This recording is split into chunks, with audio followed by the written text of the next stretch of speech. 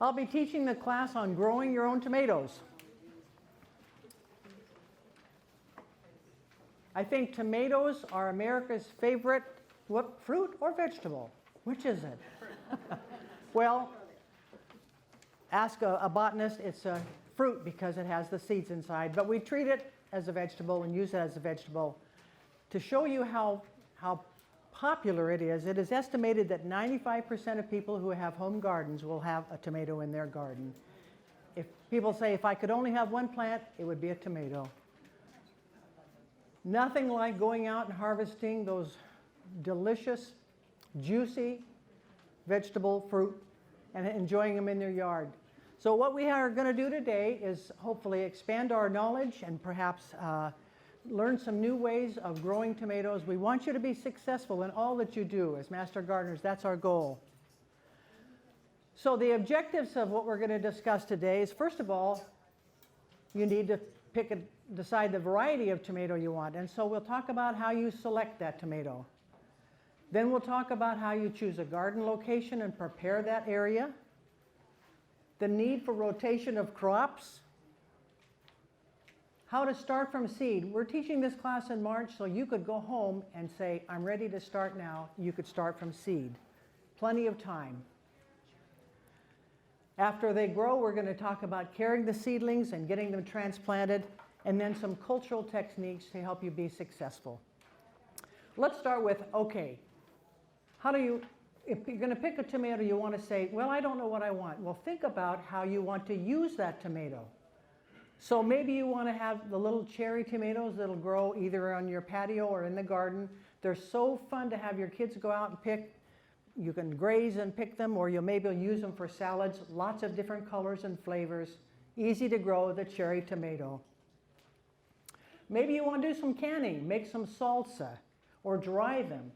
A perfect tomato is the more medium-sized paste tomato. Roma is a very favorite kind for that. Or maybe you want to have, that's my grandson. And that is a grafted Big Zac. That's a big tomato. The beefsteaks are wonderful for slicing. You can use them on sandwiches or your hamburgers, or they're also fine for canning. They are juicier than the paste, but you can use them in salads or canning as well.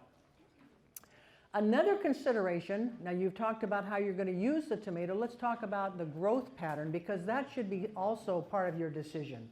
And by growth pattern, I mean the terms determinate or indeterminate. So determinate, think about the word, it's determined, the time it will bear and the size it will grow. Indeterminate means it can go on and on and on until the frost takes it. So let's look at, this is a nice picture of a determinate. You can see that it's short, quite bushy, and the entire crop on this plant is ripening at about within a 1 or 2 week period. That makes it really good for canning, because then you've got all that crop at once. You can grow them in pots since they don't grow really high, and you don't have to stake them, so that's kind of nice too.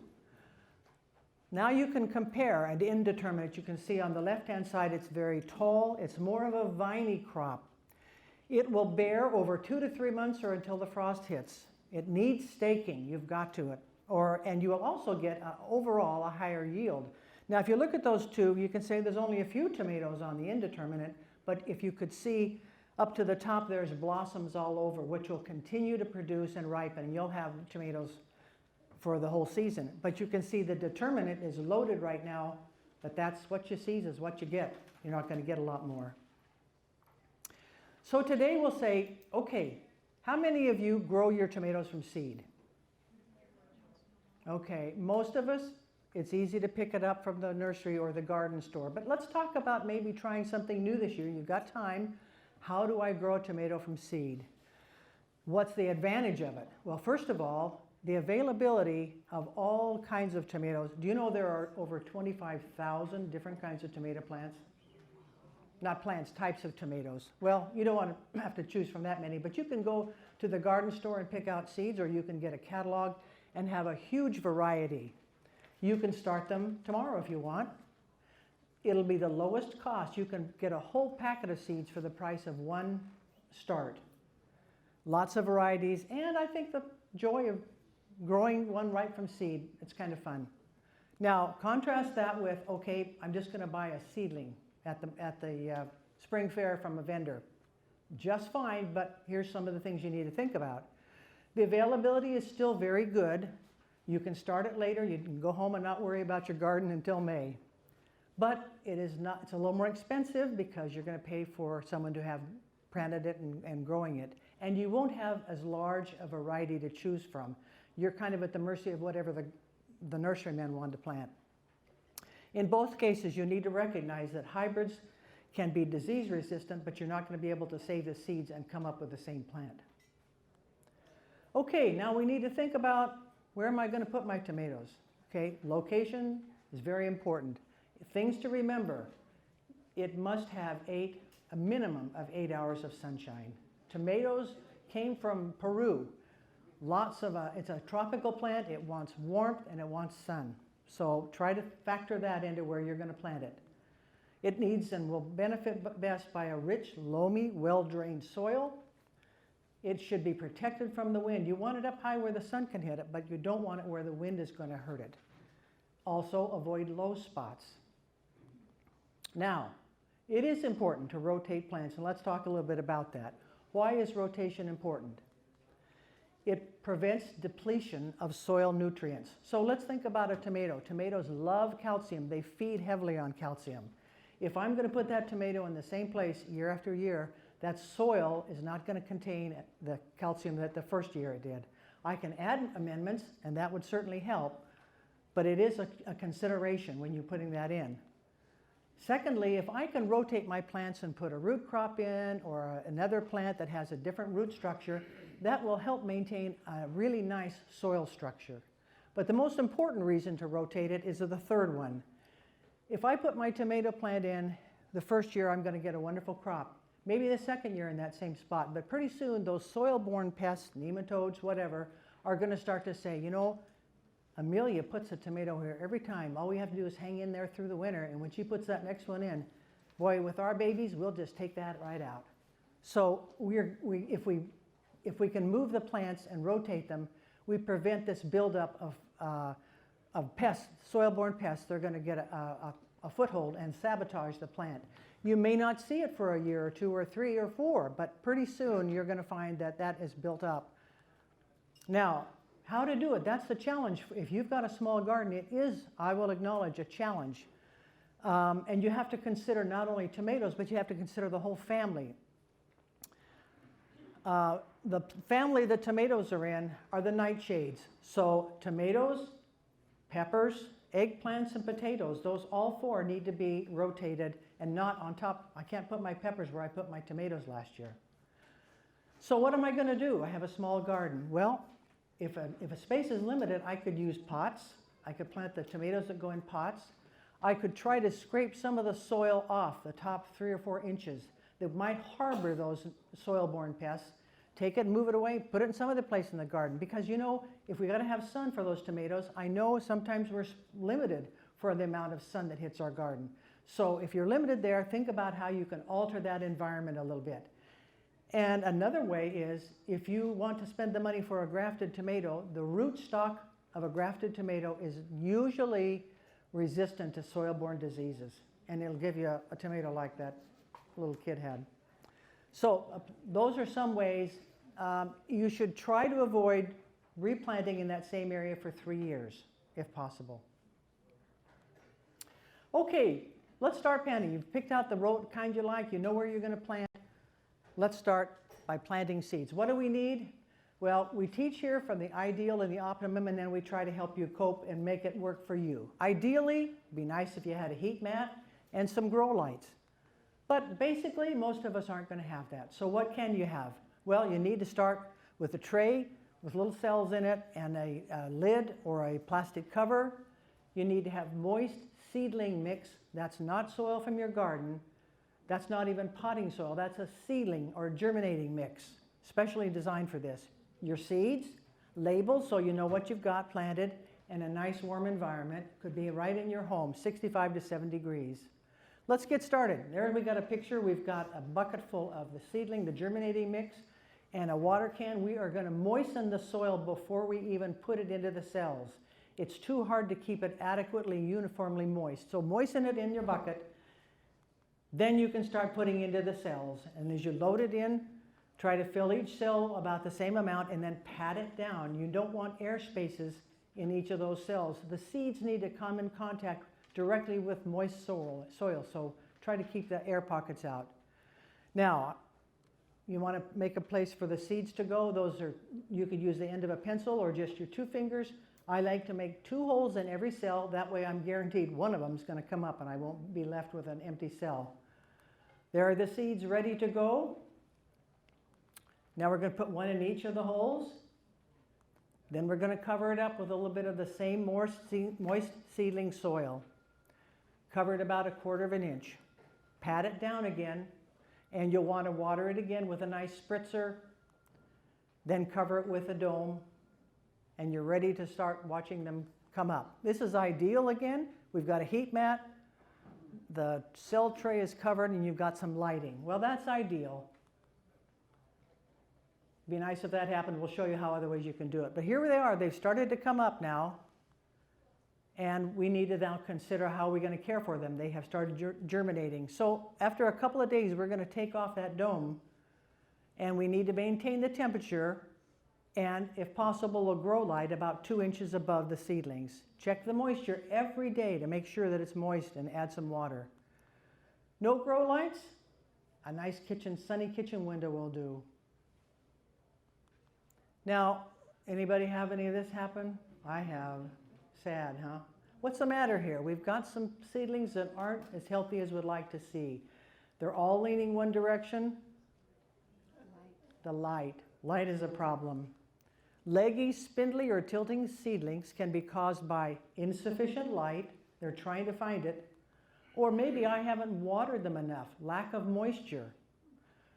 And the third thing is, and I experienced it this spring, my heat mat was too high, the temperature was too high, causes rapid growth, so you get a big stem and very little leaves. And I've got a problem with that with my plants right now because it was too hot. So I like to remember this, gardeners, mistakes are tools for learning. Evaluate your trials. Making mistakes is a sign you're trying to do things better. There's usually little penalty for making mistakes if you learn from them. So don't get discouraged.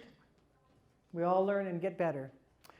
So here we are a few days later or so, maybe a week, and we're starting to get some growth. Now you're going to see the basic leaves that come up are called cotyledons. They're a different shape and they are high energy to supply a lot of growth to that plant.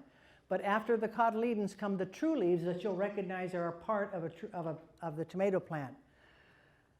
You can see that I have 2 in those cells, and that's going to be crowded. I don't want that. I've got to pick and choose who goes and who stays. Always a tough decision.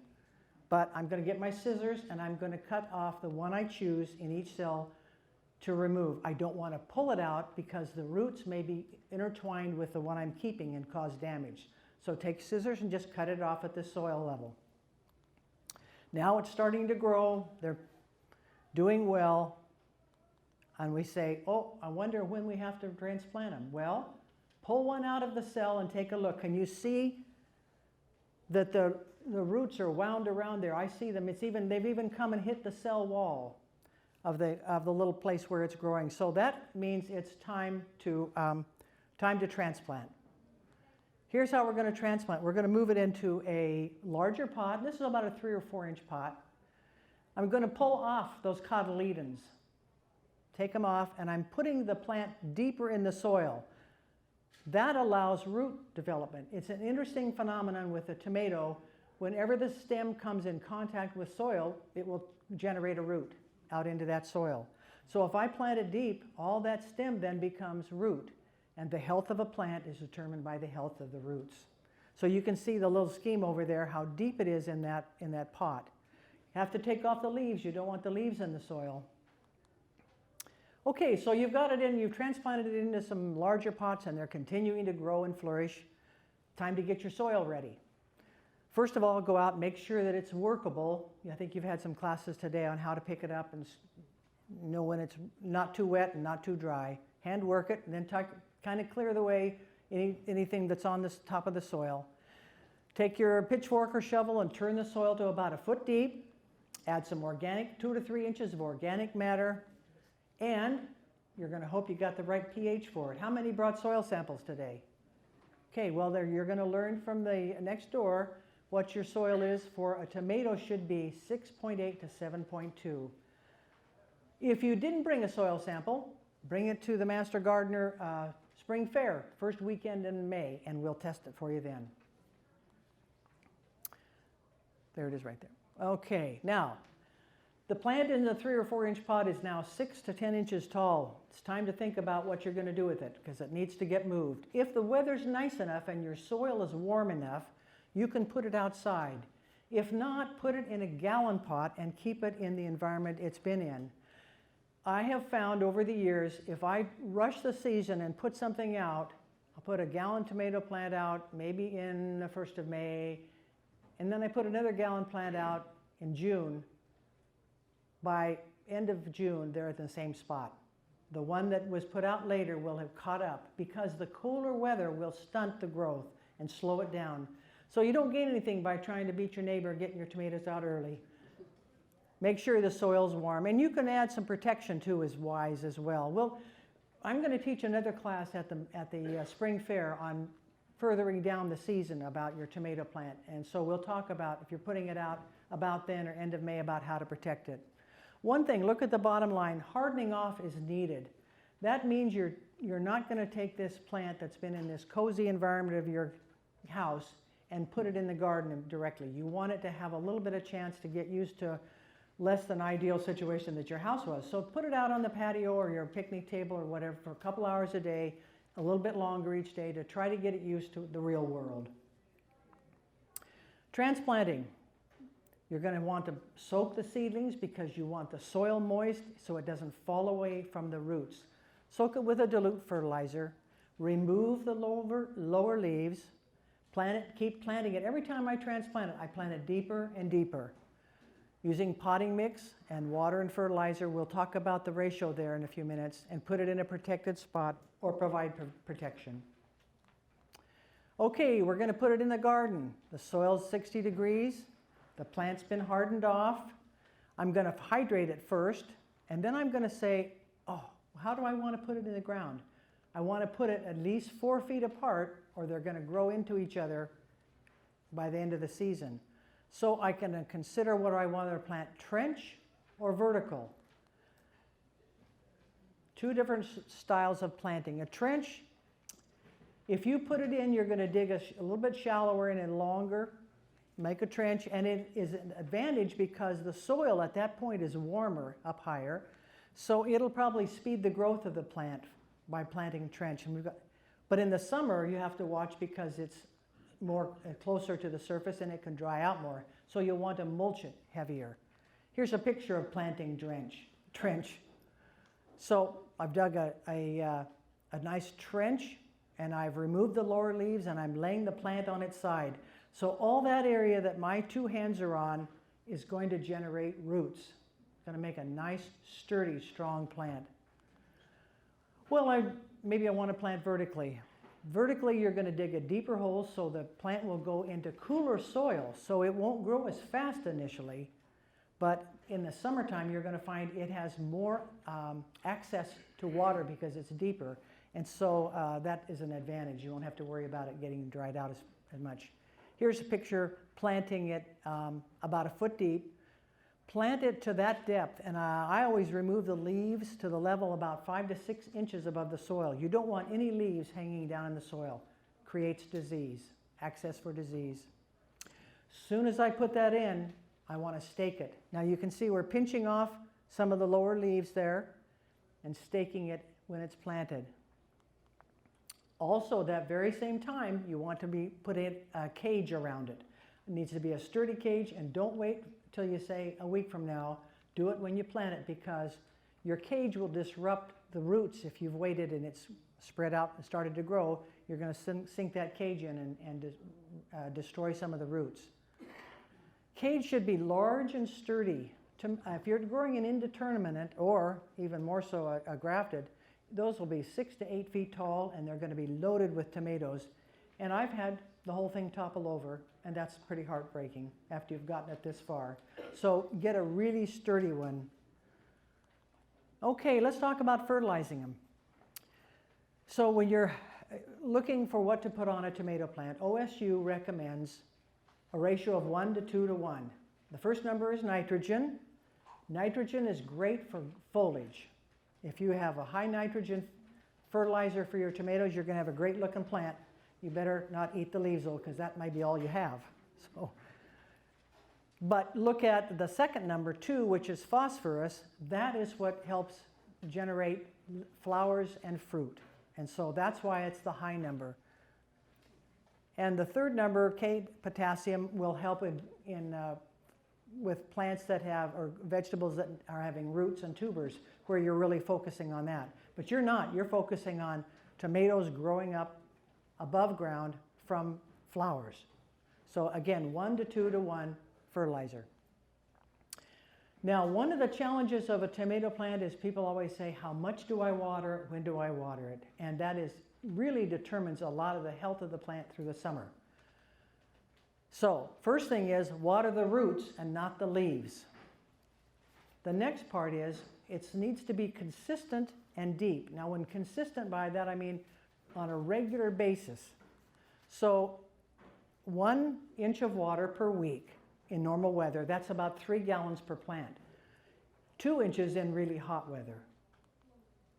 But then again, that's once a week. Now, if you have really sandy loam, you may need to water a little more often, 4 to 5 days. Or if your soil is really heavy clay, 7 to 10 days.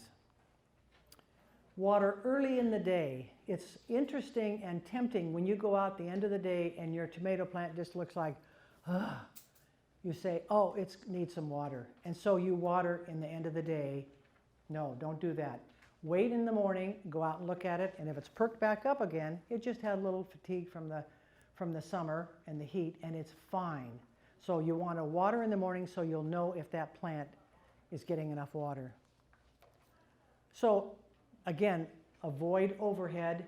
Overhead just creates diseases in when it hits the leaves and stays on the leaves and the tomatoes. Sometimes you can split the tomatoes if you're sprinkling over them. If you overwater, you can get tomatoes that will split. So drip or trench is the ideal way to water. And I recommend this. Stop watering in August, and that's kind of hard to do. But what you want to do, if you keep watering, the plant will keep growing. If you stop watering, the plant will say, oh my, oh, I may die. I've got to reproduce fast. What does it do? Starts ripening the tomatoes for you. So stop watering sometime early August if you want to ripen tomatoes faster. Okay, so things to remember here. Don't use your garden soil to start your seedlings. It has pathogens and seeds and it compacts too much. For early feeding, dilute the fertilizer. Keep the seedlings close to the light source if you can. Stress them. Now, we talked about having lots of healthy roots. We need to have a sturdy stem. And if you will stress it a little bit as you're growing it in the house with a fan that blows on it, or maybe just walk by and just wave your hand or take your hand through them a little bit. You want to stress them a little bit so they have to stand up a little thicker and develop a sturdier stem. After you put it in your garden, water it regularly. Leave room for air circulation. You want to prune suckers. And they are prone to diseases of both leaves and fruit, so keep them off the soil. How many of you have seen tomatoes that look like that? Doesn't that just break your heart? Because all season they've looked great. You go to pick them and there is that horrible blossom end rot.